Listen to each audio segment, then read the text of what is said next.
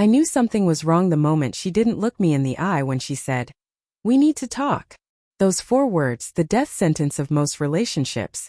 We were sitting at the kitchen table, the one we bought together during our first year of marriage. It still had the faint scratch from the time we'd argued about assembling it, back when arguments ended in laughter, not silence. Now she sat across from me, hands trembling around her coffee mug, eyes fixed on the steam rising between us like a fog. "Daniel," she began softly, "there's something I need to tell you." I didn't breathe, didn't blink, just waited because part of me already knew. It started months ago.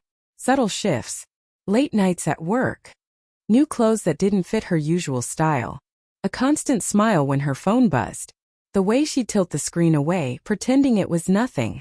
I tried convincing myself it was stress, that she just needed space. Marriage goes through phases, I told myself. But then the distance turned cold. Her affection became mechanical. Hugs without warmth. Kisses without meaning. One night, I walked past the bathroom and heard her whispering. Not to me. To someone else. She said, "I can't keep doing this, he doesn't deserve it." At first, I wanted to believe she was talking about us. That maybe she meant she couldn't keep fighting or pretending. But then she added, "I'll see you Friday." That's when something inside me cracked. Not loud but sharp enough to echo. I didn't confront her then. Instead, I listened, observed, pieced things together like a puzzle I didn't want to solve. The messages that came at odd hours. The perfume that lingered on her clothes when she claimed she'd been at the gym. The way she avoided my touch. So I did what I swore I never would. I checked her phone. Her texts were clean. Too clean. But the deleted ones? The fragments that cloud backup didn't erase completely? They told a story. "Can't stop thinking about you. He doesn't suspect anything. Just one more time before I tell him." I stared at the screen until the words blurred. The betrayal wasn't just in her actions. It was in the calmness of her lies. The normal breakfasts. The "I love you" she said before leaving to see someone else. That night I didn't sleep. I watched her beside me, breathing evenly, her wedding ring glinting faintly under the moonlight. How could she lie so beautifully while sleeping so peacefully? The next day I made my own plan. If she wanted to meet another man, fine. But I wanted to see her truth without masks. I needed to know if there was still anything left to save. Or if I'd been loving a ghost. So I waited. I pretended everything was fine. Kissed her goodbye in the mornings. Laughed at her stories. Cooked dinner. Played the role of the man she was already betraying. And when Friday came, I followed her. She left the house at 6:30 p.m. Said she was meeting a friend from work. She dressed in a way she never did for me anymore. Hair styled, lips red, perfume that used to make my heart race. I followed her car from a distance until she parked outside a restaurant downtown. She sat there for a moment, hands gripping the steering wheel, her chest rising and falling as if she was trying to gather courage. Then she stepped out. The man she was meeting was already waiting by the door. Tall, confident, maybe mid-30s. He smiled when he saw her, the kind of smile that used to be mine. She smiled back. And that smile broke me. It wasn't awkward. It wasn't hesitant. It was familiar. Rehearsed. I sat in my car and watched them walk inside together. Laughter fading into the restaurant's glow. I could have stormed in. I could have yelled, confronted, made a scene. But what would that change? I'd already lost her. So instead I went home. And planned my ending. That night she came home past midnight. I was still at the kitchen table, the one where we'd shared everything, meals, dreams, and now silence. When she saw me, she froze. "Hey," she said carefully. "You're still up." Couldn't sleep. She set her purse down. "Everything okay?" Her voice trembled slightly. Maybe guilt was finally catching up.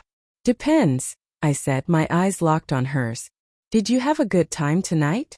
Her breath hitched. "What do you mean?" I didn't shout. Didn't accuse. I just placed her phone on the table, screen unlocked, displaying the fragments of her deleted messages. The color drained from her face. "I planned to meet another man," she whispered finally, tears welling up. "But I didn't." "You did," I interrupted quietly. "And I plan to end this." She flinched as if the words were a slap. "Daniel, please. I was going to tell you tonight." "Tell me what?" "That you've been lying to me for months? That every I love you was just guilt wearing perfume. Her tears fell freely now. It wasn't like that. I was confused. I thought I'd fallen out of love. I wanted to see if it was just in my head. I laughed bitterly. So you tested our marriage by sleeping with someone else? I didn't sleep with him, she cried. I swear I couldn't go through with it. I realized I couldn't do that to you. Her words might have meant something weeks ago. Before the lies. Before the night she came home smelling like him.